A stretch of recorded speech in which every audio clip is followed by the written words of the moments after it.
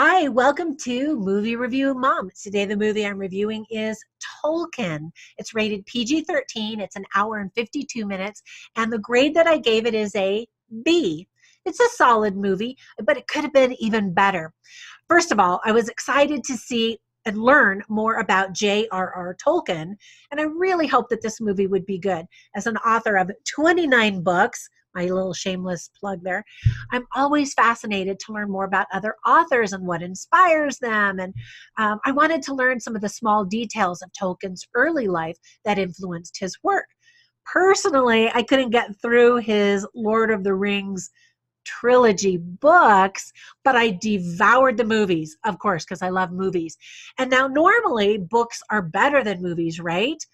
Except in the case of the Lord of the Rings and maybe even Harry Potter. No, the books are still better. But anyway, the Lord of the Rings movies I thought were fantastic and just really got me in. And I don't know what it was about the books, but I also read them when I was pretty young and I just couldn't quite get into them. But anyway, you get to learn a little bit about him. Unfortunately, it's not his whole life. It leads up to him starting to write and then nothing after he actually becomes an established author. So I was a little bit disappointed by that. But some tips for parents is that kids are going to be probably pretty bored unless they're huge Tolkien fans or just a little bit older, teenagers possibly. There are some violent war scenes where people actually died during World War II. Not a ton, but there's that. And there's no profanity, so that's great. And it's very sweet in the sense that there's a romantic relationship, but it's not just like, blatant premarital sex or anything like that. So it's a pretty safe family-friendly movie. Some themes that I liked were that it's not just about friendship, but fellowship. And he learns that. And so I love that they incorporated that in the movie because, of course, it's not called the friendship of the rings, right? It's the fellowship of the rings. And it just has so much more meaty connotation than just friendship. Anyway, I liked that. Also, language. I'm a bit of a wordsmith. I'm a grammar Nazi. I actually have taught college level writing. I still am actually at a university. I'm teaching a lot of international students how to write English better. But anyway, so language was an interesting element of this movie. And I always love that. Not only the words that are chosen, but how they're said. And then the words that evoke inspiration and motivation. So I loved that element of the movie. And there's a quote that I kind of chose as a theme for this movie, and that is spoken by the actor who plays J.R.R. Tolkien, and he says, "Journeys we take to prove ourselves." In talking about the journeys, it was a conversation that he had, and so I love the idea that we don't just take the journey to get from A to B, but to prove ourselves, many times to discover ourselves. So I liked that. Some other things that I really liked are, first of all, congratulations to director, I don't know how to say his name, Dome Karukowski, for presenting his first movie in English, which is amazing. Again, in English is not even his first language.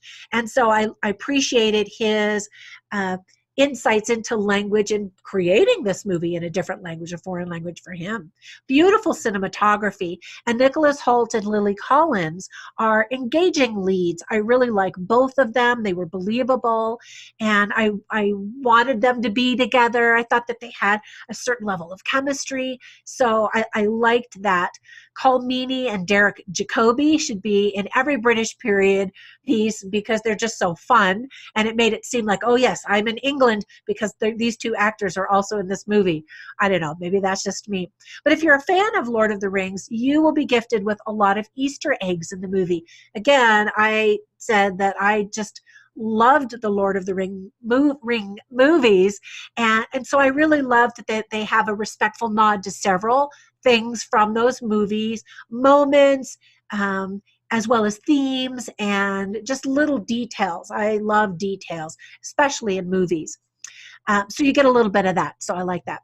And then gentle seems to be a word that critics have been tossing around with this movie. And it also describes the lovely music. The whole experience is just a gentle flowing of character and experiences leading up to these life lessons. Kind of a coming of age movie, although he's not super young. He's already kind of established, but it felt like that, kind of a coming of an age, of a self-exploration type of a movie.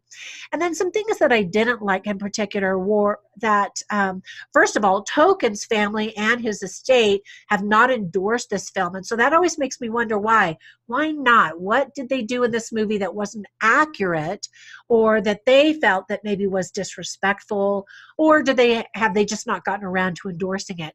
Or do they just decide they're never going to endorse anything? I don't know the answer to any of those questions, but I just thought that that was kind of interesting. It kind of almost makes you want to see it more when the real people or their estate don't support or endorse it, because you're like, whoa, what's the real story, right? Kind of. And then considering the incredible imagination of Tolkien himself, the movie's not very imaginative. It just kind of flows along like any storyline would. And that maybe was a disservice to show us what incredible imagination Tolkien has had and the influence he has had on so many authors throughout the decades, right?